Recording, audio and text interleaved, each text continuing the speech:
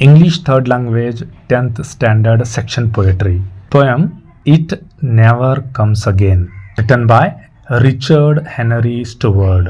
तो चलिए Richard Henry Stuart के ताल्लुक से एक मुख्तसर सा तारुफ भी देखते हैं. About the poet.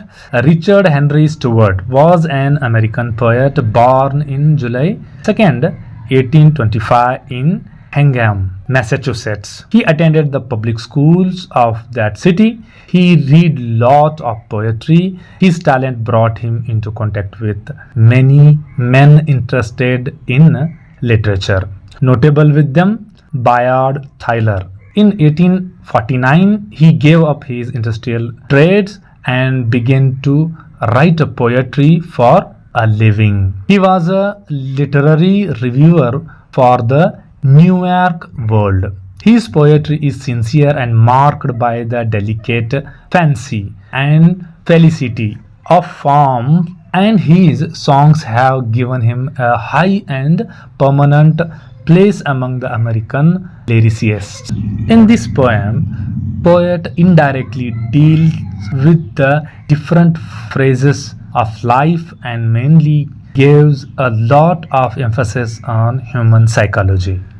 अब हम It Never Comes Again poem recite करेंगे. There are gains for all our losses. There are balms for all our pains. But when youth, the dream departs, it takes something from our hearts and it never comes again. We are stronger and better under man's strainer reign, till we feel that something sweet followed youth with flying feet and will never come again. Something beautiful is vanished and we sigh for it in vain. We behold it everywhere, on the earth and in the air, but it never comes again. अच्छा, तो अब हम इस it never comes again की glossary देखते हैं. तो सबसे पहले नेवर कभी नहीं, अगेन दोबारा, चाइल्ड बच्चा, एडल्ट बालिग, यूथ जवान या जवानी, मिडल एज औसत उम्र, ओल्ड मैन बूढ़ा आदमी, स्टेजेस मराहिल, फैसिनेट मशहूर करना या पुरकशिश, रिमेन बाकी रहना, फॉरएवर हमेशा, गेन्स फावाइद, लूजस चानात, बाम मरहम, पेन दर्द, ड्रीम ख्वाब, डिपार्ट रुखसत, बेटर बेहतर, मैनहुड जवानी, टर्नर सख्त तर, फील महसूस करना, वैनिश गायब, पेन बेफायदा, साइन निशान, बिहोल्ड देखना. तो कॉम्प्रिहेंशन क्वेश्चन से देखते हैं कि तो इसमें से पहला हमारा जो सवाल है, what do the first two lines of the poem means. तो पूछ रहा है कि दो लाइन के मतलब क्या है. Answer, the first two lines और the poem means that there are gains and losses in our life, but there is also a remedy, a balm for our pains. अगला सवाल हम देखते हैं कि what does one do when something beautiful is vanished. When something beautiful is vanished, we sigh. तो वो जो बहुत ही खूबसूरत जो चीज़ हमसे गायब हो जाती है, रुखसत हो जाती है, तो हम क्या करते हैं, हम पछतावे में रह जाते हैं, रिग्रेट, और वो सांस भरते हैं रुखसती की. We look for it everywhere on the earth and in the air, और उसको हम हर जगह देखते रहते हैं, ज़मीन पर और in the air. But once it lost we can never get back. तो अगर इसमें एक मरतबा हमने इसको खो दिया तो हमसे वापस दोबारा हासिल नहीं कर सकते. हमारा third question, what are the things we lose when youth departs.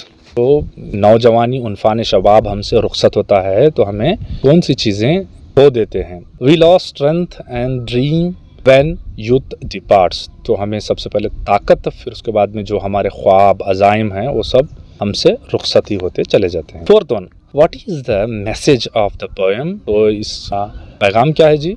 Answer, the message of the poem is when the youth departs it never comes again. इसका एक बहुत बड़ा पैगाम यह है कि अगर आप इस उम्र में यानी जवानी ख़त्म हो गई तो वो नहीं आने वाली, का मतलब आप इसका अच्छा खासा सही इस्तेमाल करें। अब बी सेक्शन में देखते हैं, answer the paragraph each, right the summary of the poem. ये बहुत इंपॉर्टेंट है और वैसे भी तो मेमोराइजेशन के भी लिए भी है ये, तो इसकी समरी आप अच्छी तरह समरी देख लेंगे तो क्वेश्चन आंसर आसान हो जाए। Answer, the poem It Never Comes Again was written by Richard Henry Stewart. In this poem, he describes the sweetness of the youth in the life of a man. यहाँ पर man से मुराद human beings यानी मर्द हो या औरत हो, लेकिन यहाँ एक और एक चीज़ ये बयान कर रहा है।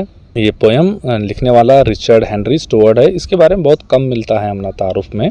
The stage of youth remains for ever in the heart of the man, लेकिन ये जो इसकी जो यादें हैं वो हमेशा हमारे दिल में रहेंगी, वो बहुत जल्दी गुजर जाता है। He never forgets it. If we lose something in our life there are gains for it. तो हम ज़िंदगी में कुछ होते हैं तो उसके साइड इफ़ेक्ट्स में से कुछ फ़ायदे भी होते हैं नुकसानात के साथ साथ में। But when the youth departs, लेकिन जब हमारा जो उनफान शबाब जो है, जवानी का जो परेड है वो ख़त्म हो गया, तो समझिए it takes away something from our hearts and it never comes again. तो वो जाते जाते बहुत सी खूबसूरत चीज़ें लेकर हम चला जाता है, रुखसत हो जाता है। वी बिहोल्ड इट, अब हम इसका नज़ारा करेंगे, देखेंगे इसको कहाँ कहाँ, on the earth and the air, और हमेशा से मेस्मराइजिंग करते याद करते रहेंगे, क्या मस्त अत्तबा जवानी में, ये चलने भी नहीं आ रहा। We became sad when it vanish, बड़े गमज़दा होंगे कि ये ख़त्म हो गई, चली गई चीज़। उसमें से बी में का सेकंड है, how does a man feel at his youth, explain whether you agrees और डिसएग्रीज विद द पोएट। तो हमें किस तरह से महसूस करते हैं हमारी मैनहुड में, यानी जवानी में, युद्ध में। Answer, according to the poem a man feels stronger and better in the youth. आपको पता है अभी आप पूरी दुनिया फतह करने निकलते हैं जब आप यंग होते हैं, but still it is followed with something sweet, followed youth with flying feet which will never come समय। यहाँ फ्लाइंग फीट से मुराद रफ्तार, तेज रफ्तार से, बहुत जल्दबाजी चल जाना, तो फिर वो वापस नहीं आएगा। सी देखते हैं, राइमिंग वर्ड्स हैं यहाँ पर उसने दिया है, उसको आपको क्या करना है, उसी की तरह से कॉपी करके आपके नीचे बनाना। Make list of such words, मैंने आपके लिए बनाया है, gains and pains, departs and hearts, rain and again, pain and again, everywhere and air. Next extract भी हैं इसके, आपको आरसी जो है उसमें से चंद सवालात यहाँ पर दिए गए हैं, उसको हल करेंगे हम। देखेंगे, something beautiful is vanished and we sigh for it in vain. तो देखिए पहला जो है, what is the beautiful youth, वो जो ब्यूटीफुल, जो बड़ी खूबसूरत थी वो हमारी उनफान शबाब या जवानी थी। Next, why do we sigh for it, हम क्यों उसके ताल्लुक से साई फॉर करने, वो अफसोस वाली सांस भरना, बोलते हैं ना, साई बोलते हैं, द ब्रेथ ऑफ साई जिसे बोलते हैं, the breath of relief, because it vanishes, क्योंकि ये हम ये इस तरह की सांस क्यों भर रहे हैं कि वो जा चुका है, जवानी ख़त्म हो चुकी है। Where is this extract taken from, तो ये आरसी कहाँ से उठाई गई है, ये पोएम है, कौन, it never comes again by Richard Stuart की पोएम तो उठाई गई है। सेकंड एक्सट्रैक्ट देखते हैं, there are gains for all our losses. तो इसमें what is the meaning of the word gain, तो गेन से मुराद यहाँ पर क्या है, क्या मुहासिल, फायदा, प्रॉफिट है। Next, what do you mean by this line, तो इसका मतलब क्या है, इट मीन्स, यानी ऊपर का जो लाइन एक्सट्रैक्ट का जो है, for every problem we face we have solution, every time we face losers they will be certain gains elsewhere. तो हमारे यहाँ हर मसले का हल होता है और जो चीज़ हमें नुकसानदा है उसका कोई ना कोई साइड इफेक्ट यानी फ़ायदा भी होता रहता है। मगर name the poem and poet, तो आपको मालूम है, it never comes again by Richard Henry Stuart. Third one, till we feel that something sweet followed youth with flying feet। तो when do we feel like this, तो इस तरह से हम कब महसूस करते हैं ये चीज़ें, एहसासात कब आए। we feel like this in the adulthood or manhood। क्या है ये समथिंग स्वीट, ये एकदम ज़बरदस्त हमारे दहनों में, दिलों में ये चीज़ ज़बरदस्त है। विथ फ्लाइंग फीट से मुराद एक तो रफ्तार से चला जाना, एक तो फ्लाइंग फीट से मुराद एकदम ज़बरदस्त ताकतवर कुव्वत।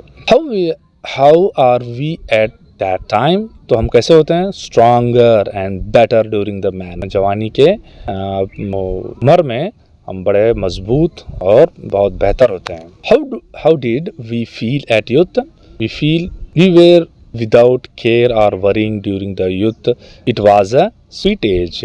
तो हम ये इसमें हम ज़्यादा अपनी हेल्थ की, माली हालत की ज़्यादा केयर नहीं करते रहते हैं, बिंदास रहते हैं, एकदम आज़ाद. और क्या है, तो ये एक बहुत ही sweet age. Next, we behold it everywhere. Behold से मुराद मैंने कहा था कि नज़ारा करना, देखना. क्या देखेंगे? यूथ. हम क्या देखेंगे? यूथ देखेंगे. और वेयर डू वी बिहोल्ड? हम ये जब जवानी ख़त्म हो जाती है तो इसको कहाँ कहाँ देखते हैं? हम ज़मीन पर यानी अर्थ पर, हर जगह इसको तलाश करते रहते हैं. How do we feel then? तो कैसा हम महसूस करते हैं? Very sad, because it has left us. वो ताकतें, वो ख्वाब, अज़ाइम हमसे जुदा हो चुकी. अगर वीडियो यूज़फुल लगे तो सब्सक्राइब, लाइक, नोटिफिकेशन का घंटा दबा देने का.